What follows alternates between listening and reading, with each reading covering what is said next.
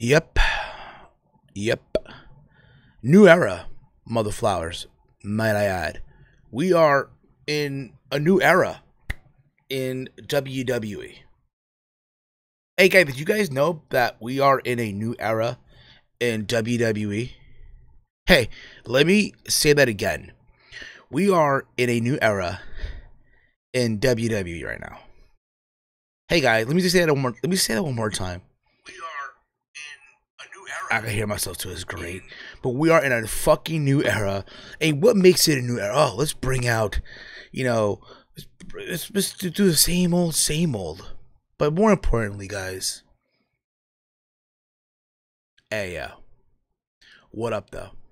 What up?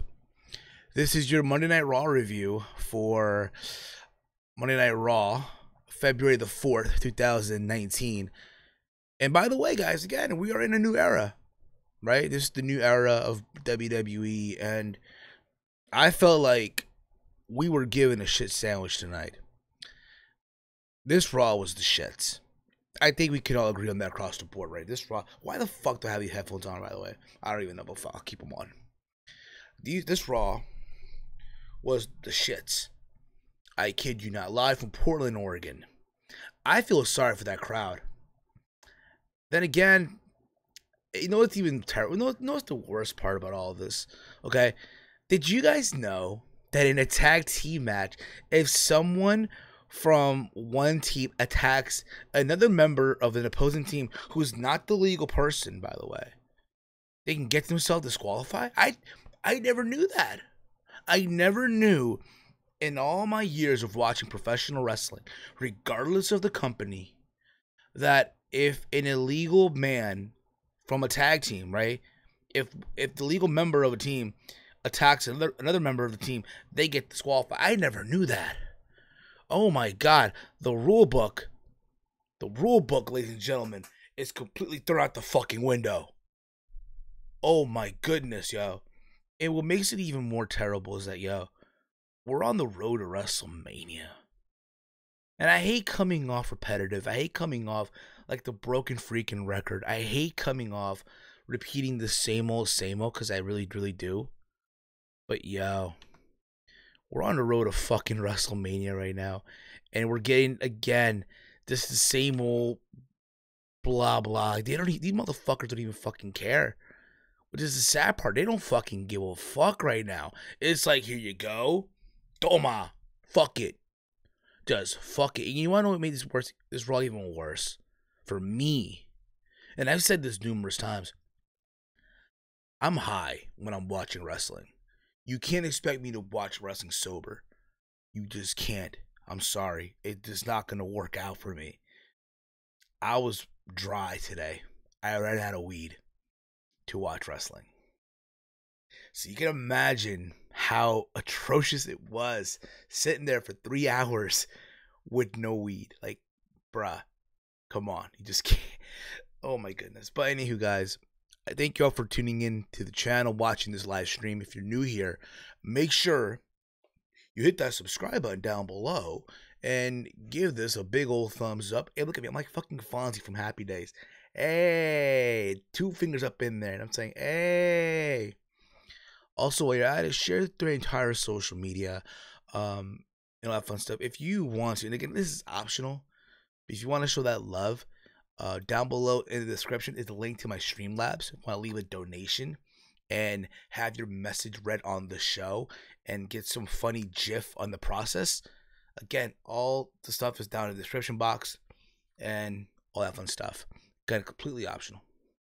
So this Raw kicked off with Becky Lynch and Stephanie McMahon. Stephanie McMahon, she invited Becky Lynch to Monday Night Raw, right? She invited her to fucking Monday Night Raw, and she noticed that Becky was walking with still a limp from what happened to her, right? And she showed the clip from what happened at the Rumble when Nia Jax attacked her leg or injured her, right?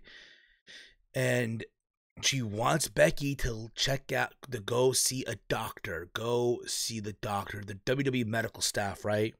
And Becky wasn't having it. Becky didn't want to do it. Becky, didn't want to, do that because in her mind, oh my God, the doctors are going to tell her she can't compete and they're going to probably give her time off, whatever, right? And Becky went this whole motive, you know what? My whole life I've had to struggle and fight, which is something that Stephanie doesn't even know about. And just going off on Stephanie, going off on her, that she's basically a daddy's little girl, never had to fight for anything in her life, never earned anything, just handed to her.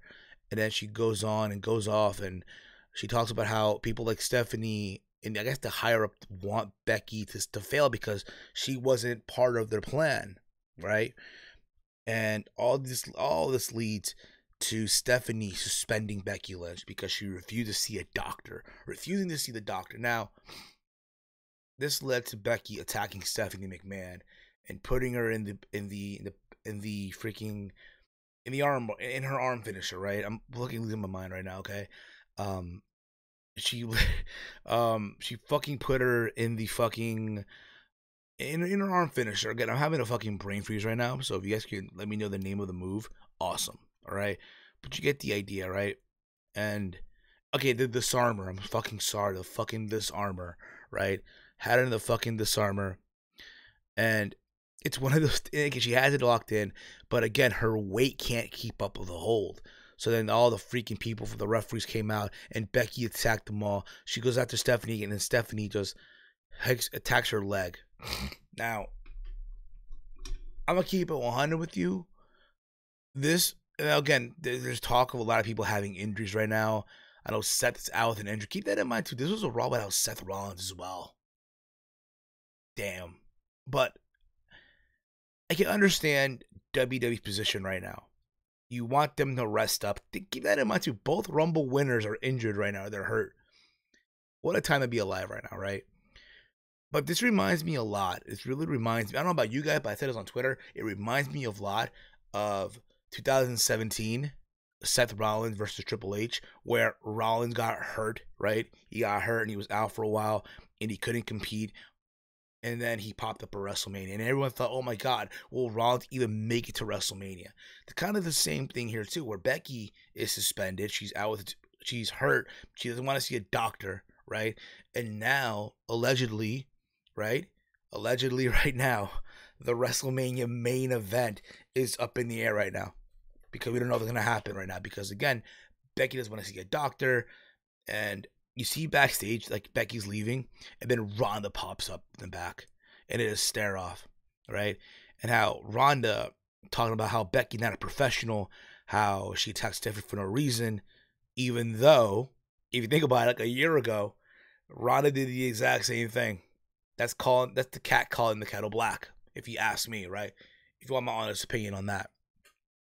Then I guess Becky has some smart shit to Ronda under her breath, and then Ronda's like, "Ice and Advil, bitch," and it walked away. You guys are kicking ass in the chat, though, by the way. Team Skyway 206, Sam Katz. Yeah, I mean, I'm actually, by the way, I'm going to House of Glory this Saturday. Recapture the Glories, the event in Queens. I'll be there. So if you see me, feel free to say what's up, guys. Why is WWE booking Nikki Cross like that? I have no idea. So ridiculous. Will Triple H have a match at Mania? Most likely. If Kurt Hawkins is to switch up to SmackDown Live, he'll get a W. I'm not sure about that, but who knows. Anywho, we get the first match. We get we get the first match, right? We get Ronda Rousey versus Liv Morgan, right? Which, by the way, Ronda beats her like that, and then she's raged, she's angry because people are booing the fuck out of her, and she goes and says, "You know what? You're all booing me. That's fine. Which one of you want to go at it next?" And she calls out Sarah Logan, and Sarah Logan's in the ring, and what do you know? Ronda beats her like that too, and it looks like Ruby Riot's about to get in the ring too, but she walks away. And people are booing, whatever. And then backstage, I think with Charlie Caruso was like, "Oh, why did you back off from Ronda Rousey? Are you afraid?" And I kind of get where they're going with this right now, until Becky's recovering from her injury, right? And again, between now and WrestleMania, there are 2 pay-per-views in between. So I'm pretty sure, hey, this is something for Ronda to do. Let her wrestle Ruby Riott. let her do a little program for the title, where obviously we all know Ruby is not going to win, but Ruby will get a good match out of Ronda. So I'm fine with that. I'm fine with it. But other than that, you know, people are saying, oh, this is the way to add Charlotte Flair to the match. I don't know about that. I don't think that's really true. I think it's really clear that, yeah, it's going to be Becky and Ronda. It's not going to be, oh, Becky, Ronda, Charlotte. By no means at all. We then get the number one contenders fatal 4-way to determine the number one contenders for the tag team titles.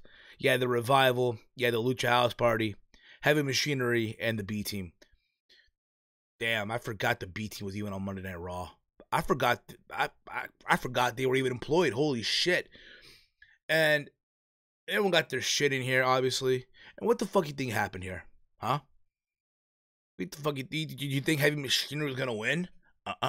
No, mother flower. You must have been Bobo the Fool if you really thought the Heavy Machinery were gonna get the win. They got a good showing.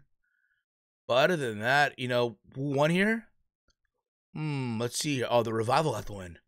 Revival won. Right? How ironic is that? They got the win. They hit the Shattered Machine on Bo Dallas for the 1-2-3. And that was that. And now they get a shot at the tag team titles. We don't know when. I want to believe it's going to be at the Elimination Chamber. And here's the thing, too.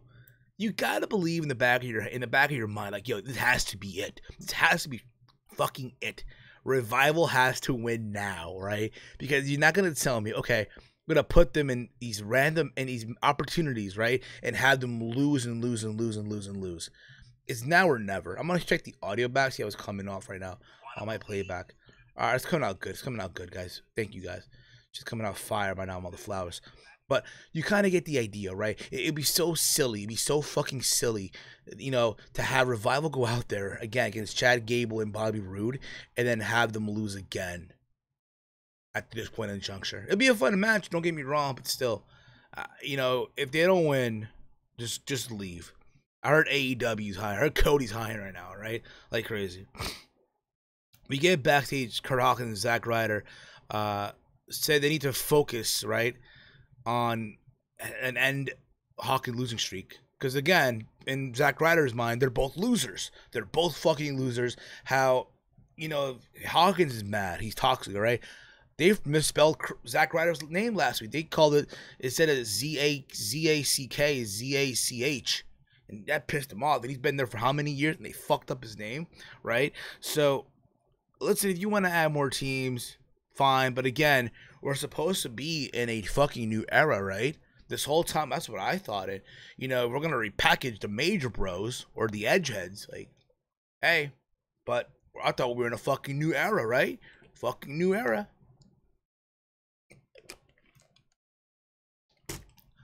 We then get Kurt Angle. He's appearing backstage making, I guess he's about to make his retirement speech, right?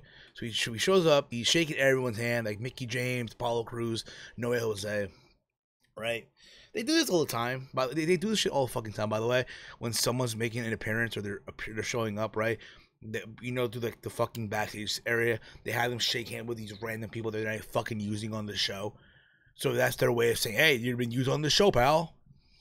And he shows up and he's talking about how, you know, he's not happy with himself. How he, you know, at one time he was a machine, how he's beating the best, right? But there's one person he can't beat right now, and that is Father Time. And again, it looked like he was about to retire. And then out came Baron Corbin, and then out came McIntyre. And they both said their stuff. Again, you got to remember, McIntyre made Angle tap out to his own ankle lock, and Baron Corbin beat him like last week. So all that, and then it looks like they're about to go in there and attack Kurt Angle. They make their way to the ring. Braun Strowman comes out, and they make the save, right, setting up the main event. So again, a new era, motherflowers. Fucking new era. And I'm not talking about the fucking hats either. I'm not talking about the fucking hats. New era, motherflowers. New era. Fucking new era. Fucking new era, guys. Seriously. After this, we get, another elimination chamber qualifier match for the women's tag team titles. Here's the thing too, right? How is it on Raw? You have to fucking qualify, right? But on SmackDown Live, you got the Iconics, you got Mandy Rose and DeVille getting in there like nothing. But on fucking Monday Night Raw, oh my god, you gotta qualify. Alright? So it was Becky and Sasha, it was Bayley and Sasha versus Nikki Cross and Alicia Fox. It's a random pairing, by the way. A random fucking pairing. And they had an altercation backstage where they were talking back and forth. And then we get to the match, and before the match even started, Nikki Cross and Alicia Fox attacked Bayley and Sasha on the entrance area, on the entrance ramp.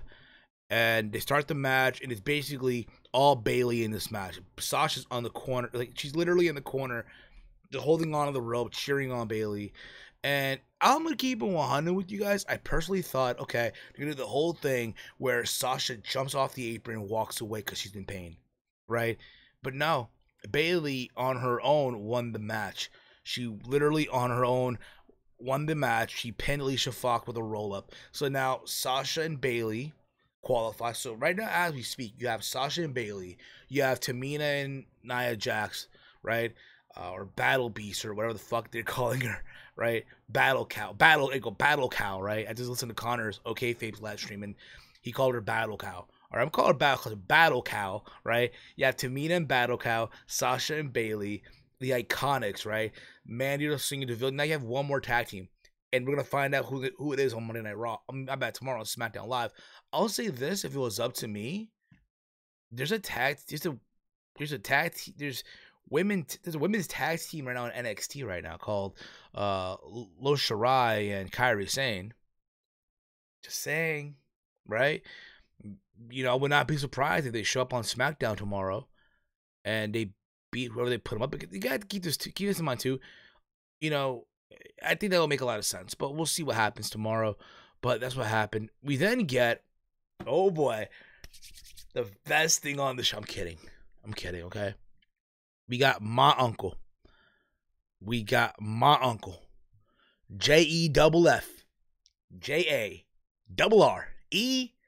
JARRETT. Jeff Jarrett. Ain't he great? My Uncle Jeff. Jeff Jarrett and Elias. So before this Road Dogg came out, the Roadie came out looking like a out of shape fucking Fred Durst from Limp Bizkit. He literally came out all Portland up, right? Portland fitted, Portland Trailblazers jersey and shit. As the Roadie, right? And he welcomes Jeff Jarrett. He starts singing With My Baby Tonight. And Jeff Jarrett, I'm going to say this, okay? I get it. Yeah, it's a new era, but again, we're bringing out the old heads, these old farts from like yesteryear and shit. Hell froze over. Think about this, right? Jeff Jarrett, the founder of TNA, Impact Wrestling, of GFW. Remember, he wants you to get gold, right? And now he's in a WWE ring wrestling and shit.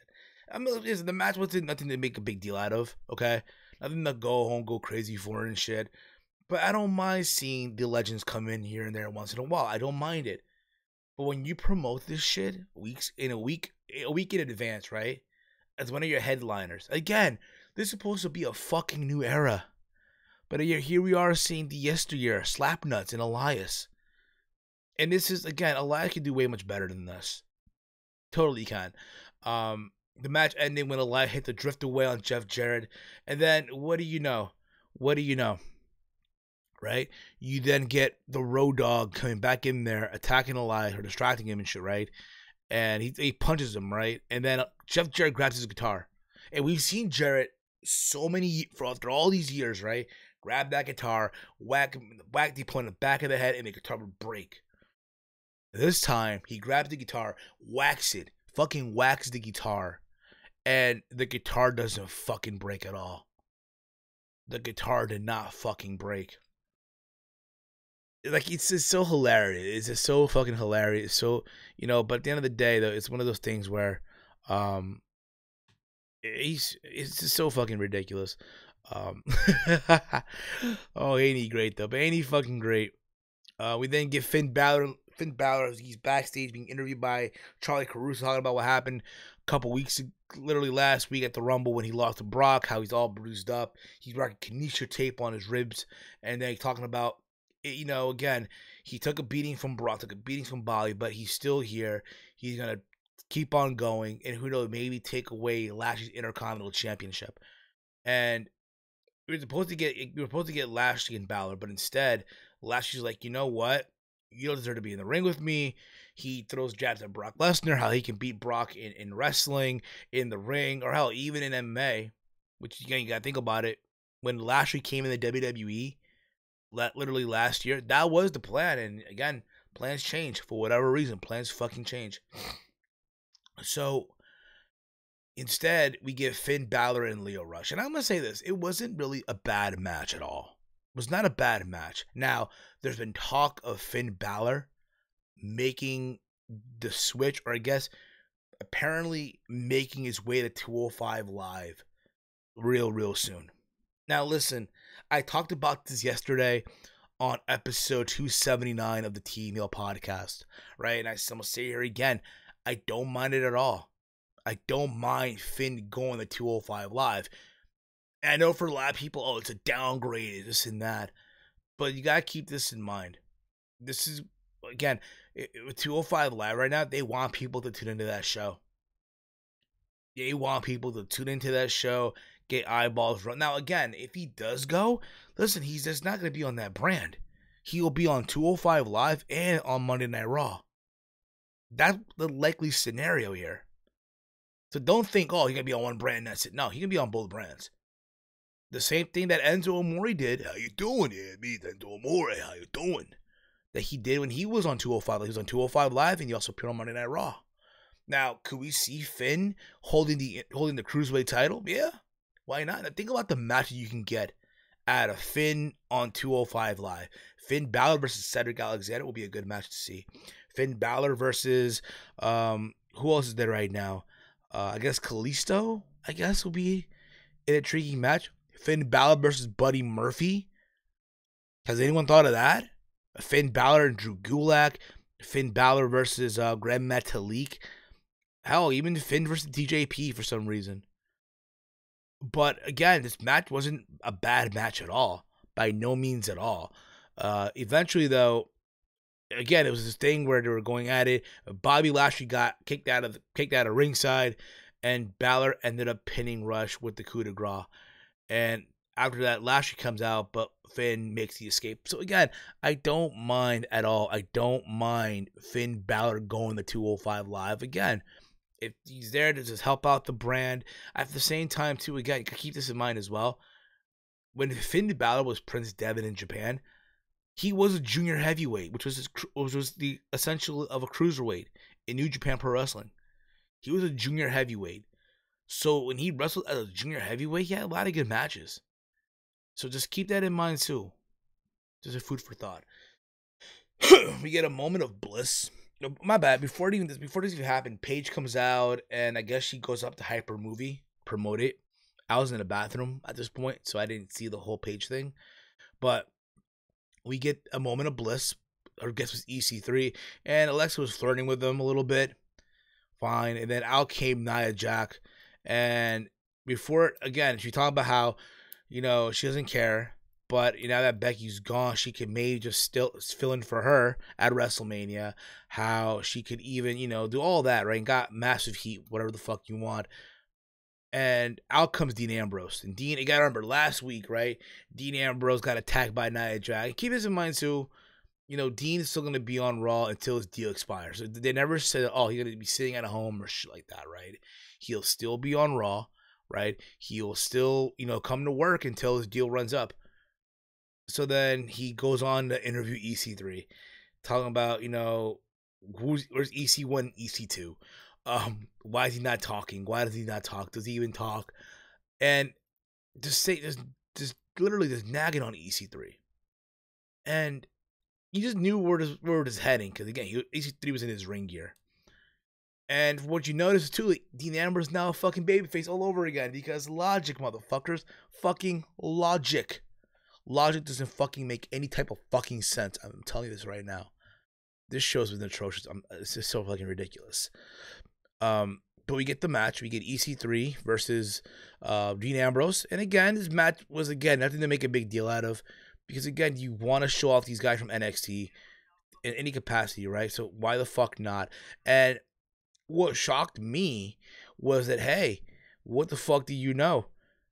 EC3 picked up a win over Dean Ambrose. And what made it even funny, Michael Cole commentary, oh, he just pinned the former WWE champion. Like, you mentioned this shit, oh, when a new guy gets a big win over a former champion. That's when I feel like I hate when they mention, oh, so-and-so's a former WWE champion. Oh, yeah, mention that when they pipe up the new guy. It's like, it's like with Mustafa Ali. No, let me give you another example. It's like when someone beats up Jinder Mahal, oh, they beat a former WWE champion, brother. Like, it's so corny, okay? So fucking ridiculous. But nonetheless, so EC3 got a win. So it was good to see, in a way, Dean Ambrose, do the right thing. Again, putting the young guy over on his way out. So there you go with that. I'm fine with that. Again, like I said before, Paige made an appearance to promote her movie, Fighting with My Family. Mojo Rawley is again yelling at himself in a fucking mirror, and no one gave a fuck. Then we get the fucking main event of the show. We get Kurt Angle and Braun Strowman versus Drew and Baron Corbin. This match sucked. Everything about this, I just fucking hated. Even the fucking ending. The fucking ending just made it even worse. Like, again, you have no idea how difficult it is for me at this point to watch wrestling without weed. And the fact that today I was fucking dry really pissed me off today. And seeing this trash made it even worse. Again, we're supposed to be in a fucking new era.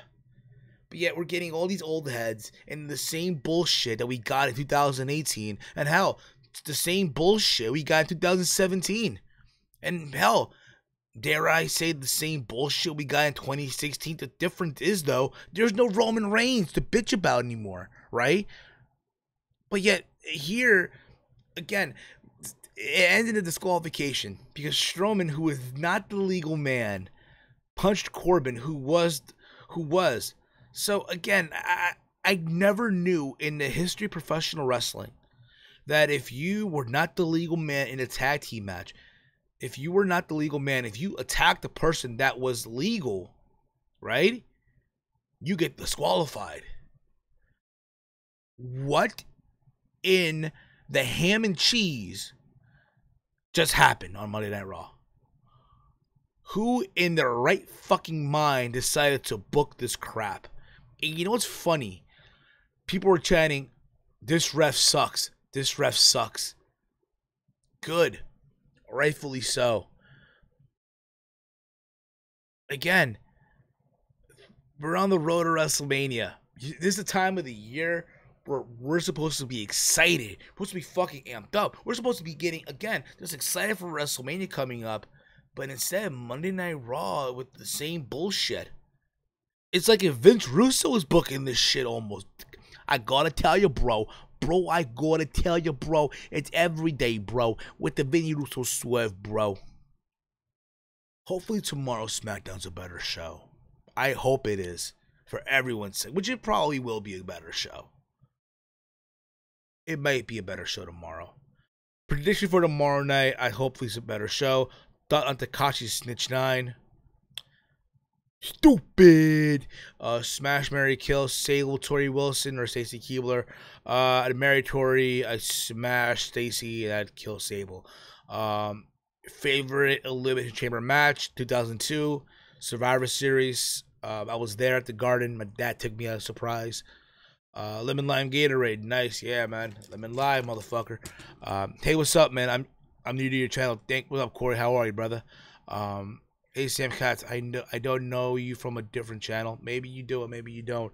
But overall, again, guys, Raw tonight was, again, a skippable show. Say hello to the old guys. But yeah, yo, new era, by the way. We're in a fucking new era. Again, guys, if you're new to the channel, make sure to hit that subscribe button down below. Give this video a big old thumbs up. Share this video, this stream, throughout your entire social media. If you have not checked out yet, episode 279 of the T-Mail podcast We went live after the Super Bowl. Myself, Connor from OKFA, Big Mike from Big Mike Wrestling Recap Show, Dave Sack, and Levi, Thrash Maniac 99. We all went live on the channel. We were shooting the shit, had a fun time. It's up on the channel. It's up in the archives of this channel. It'll be available to download for all the podcasting platforms within this week. I've been busy. I will be going to House of Glory this Saturday in New York. Recapture the Glory, I believe that's the name of the event. If you're going to the show, if you see me, say what up to a motherflower, all right? That being said, yo, guys, thank you for tuning into the channel. And with that being said, I am out like Janet's titties. Peace out, motherflowers. A new era, by the way, guys. We are in a new fucking era. Yeah, new era. My ass, motherfuckers.